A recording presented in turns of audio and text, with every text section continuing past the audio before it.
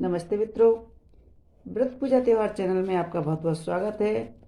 आज हम सुन रहे हैं बरूथनी एकादशी का महात्म, वैशाख मास कृष्ण पक्ष एकादशी की कथा।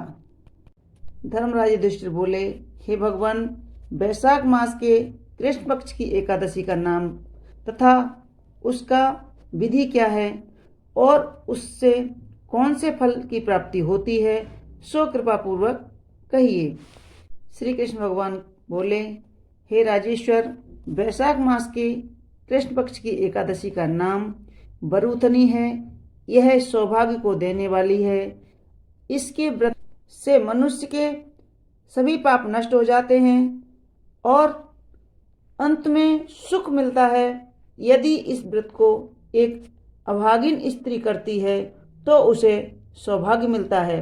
बरूथनी व्रत के प्रभाव से ही राजा मानधाता स्वर्ग को गए थे।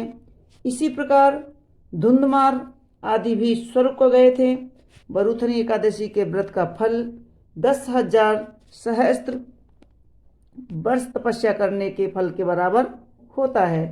कुरुक्षेत्र में सूर्य ग्रहण के समान जो एक बार स्वर्ण दान करने से फल मिलता है, वही फल बरूथनी एकादशी के व्रत के करने से मिलता है। बरूथनी एकादशी के व्रत से मनुष्य इस लोक और परलोक दोनों में सुख प्राप्त करते हैं और अंत में स्वर्ग को जाते हैं। शास्त्रों में कहा गया है कि हाथी का दान घोड़े के दान से बड़ा होता है और दान में भूमि का दान उत्तम होता है। इससे भी उत्तम तिलों का दान होता है। तिल से स्वर्ण दान उत्तम होता है। अन्नदान सर्वश्रेष्ठ है। संसार में अन्नदान के बराबर कोई दूसरा दान नहीं है। अन्नदान से पितृ देवता मनुष्य आदि सभी तृप्त होते हैं। शास्त्रों में कन्यादान इसके बराबर माना गया है।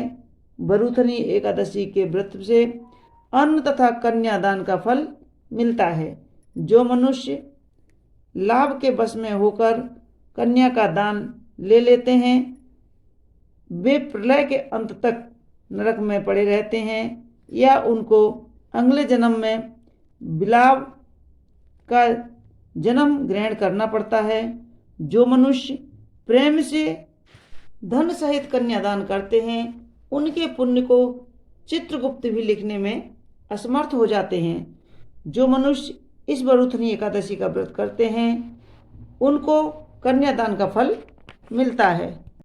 बरूथनी एकादशी का व्रत करने वाले को दशमी के दिन से निम्न इन 10 वस्तुओं का त्याग कर देना चाहिए। कांसे के बर्तन में भोजन न करना, मांस, मसूर की दाल आदि नहीं खाना चाहिए। चना, कोदो, शक, मधु मतलब शहद, दूसरे का अन्न दूसरी बार भोजन करना तथा स्त्री संग और अन्य किसी के साथ मैथुन नहीं करना चाहिए। उस दिन जुआ नहीं खेलना चाहिए तथा शयन नहीं करना चाहिए। उस दिन पान खाना, दातून करना, दूसरे की निंदा करना तथा चुगली करना और पापियों के साथ बातचीत भी नहीं करना चाहिए। उस दिन क्रोध, मिथ्या भाषण का त्याग कर देना चाहिए। इस व्रत में नमक, तेल तथा अन्न वर्जित है। हे राजन, जो मनुष्य इस एकादशी को विधिवत व्रत करते हैं, उनको स्वर्ग की प्राप्ति होती है। इस व्रत के महात्म को पढ़ने से 100 गौदान का फल प्राप्त होता है। इसका फल गंगा के स्नान करने के फल से भी अधिक होता है। मित्रों, यह थी बरूथनी एकादशी कथा का महत्व।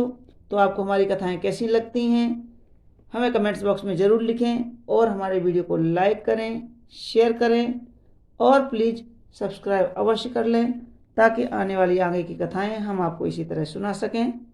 धन्यवाद।